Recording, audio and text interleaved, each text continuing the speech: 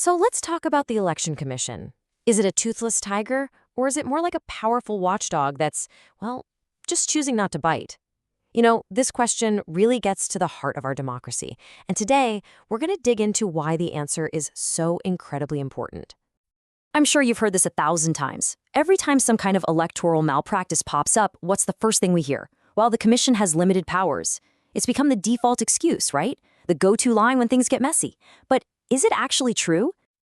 I mean, what if that's all it is? A convenient story, a narrative that's, perfectly designed to just lower our expectations. What if there's this entire other side of the coin, a reality where the EC has massive power that's just not being talked about? So this whole idea of a powerless commission, it's become this really convenient shield for, well, not doing much. But today, we're going to push that aside and look at the actual facts. All right, let's really get into it, because once you actually crack open the law books, you find this whole universe of power. We're not talking about a suggestion box here. This is supposed to be a command center with the real authority to make big moves. Okay, so check this out. The EC can actually control who gets posted as the top district and police officials. They can order an FIR, a criminal investigation, to be filed immediately if something sketchy is going on. See an official who seems biased? Boom, they can have them transferred. And if a whole polling process seems tainted, they can recommend a do-over, a complete repoll. They can even recommend kicking a candidate out of the race entirely. I mean, come on, that's not limited power, that's a serious arsenal.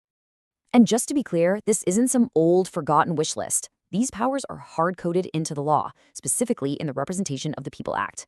The whole point of this act was to give the commission everything it needs to be the ultimate, impartial referee. The tools are right there. So you've got this ironclad legal framework on one hand, right? All this authority backed by the Constitution. But then you have the reality on the ground, which for so many of us feels like a totally different universe. There's this massive, massive gap between the power the EC has on paper and what we actually see happening. Okay, so let's talk about that gap. Let's really look at the difference between what the commission can do and what we so often see it, well, not do. And I want you to think about this for a second. In your own experience, when was the last time you saw the EC do something really proactive?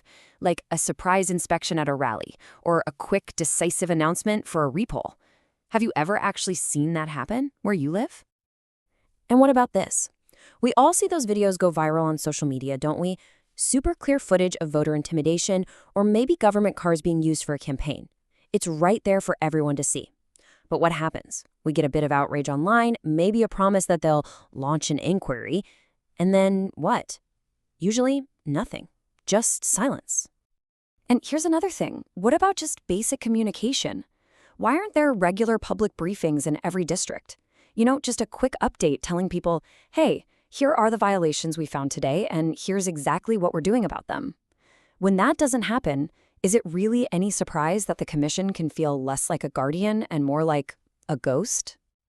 So this brings us back to the main point. We've seen the powers. They exist. So the question is this inaction because their hands are genuinely tied by the law, or is limited power just a really comfortable excuse for a lack of political will? Look, don't just take my word for any of this. You can be your own watchdog here. Seriously. First, just go online and read up on the Representation of the People Act. See the powers for yourself. Second, compare how assertive the EC is in your state versus others. Is it consistent? And third, maybe even ask some local officials, off the record, about any informal pressures to just go easy. You might be shocked by what you find out. When you boil it all down, when you cut through all the noise and all the excuses, it really comes down to one fundamental question.